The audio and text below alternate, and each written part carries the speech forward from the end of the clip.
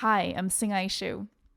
So back in the summer of 1925, George Gershwin left the sweltering heat of New York City and went upstate to the Chautauqua Institution, which is near Lake Erie, and it's a center for culture, arts, education, faith, and there was a piano department headed by his friend Ernest Hutchinson at the time, and he went there to have some time to focus on composition.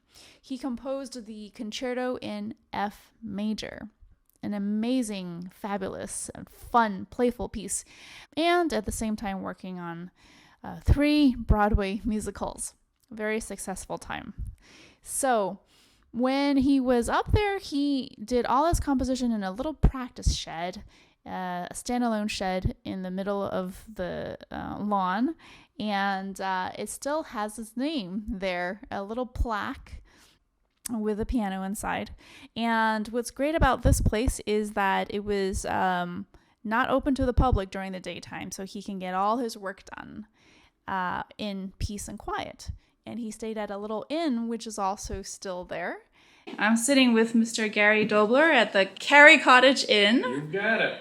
Yeah, and this is where Gershwin composed his concerto in F. Basically, he came to Chautauqua to have the final review of his concerto in F.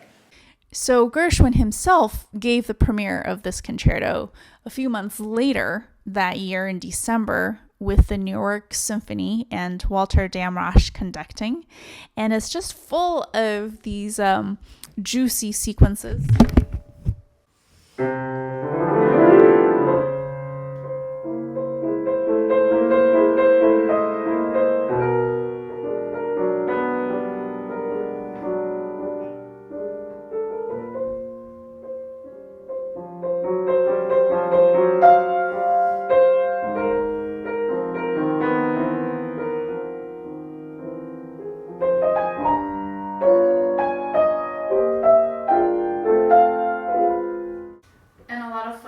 Like this.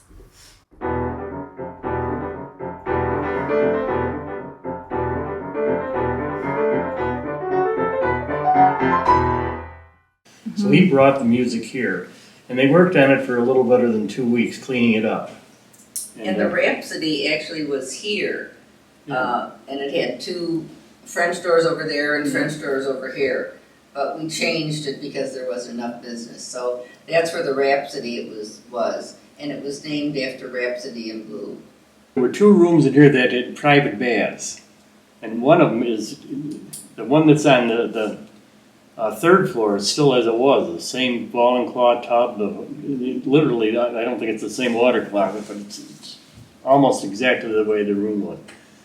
And he was a cigar smoker habitually, and so they moved me down to the 2nd floor. The 2nd floor octagon room, which had a private bath, is similar to the one above, opened onto a porch on the side so he could go out and puff. And this is where he sat and smoked his cigars. Exactly, right. And I mean, sure there was a group, and I'm sure there was whiskey, and I'm sure there was everything. Chautauqua tea, I should say. Chautauqua tea. That's what it was in. I love it. And this is his entrance. This is the door. That's one of them, yeah. Now that's kind of a striking admission there, because in 1927 it was Prohibition. Right. So and I would have thought that a religious community like this would have been particularly careful about keeping the alcohol You would be shocked. out. I can tell you stories from people from that time. I'm not really shocked. But they called it Chautauqua tea, and they had tall glasses that were colored, and there was only tea in it. Sure there was. Yep. And most of his social life would have been on that porch rather than downstairs. He was on the way to being very famous at that time, and he didn't live a lot longer than that, right? He died relatively young.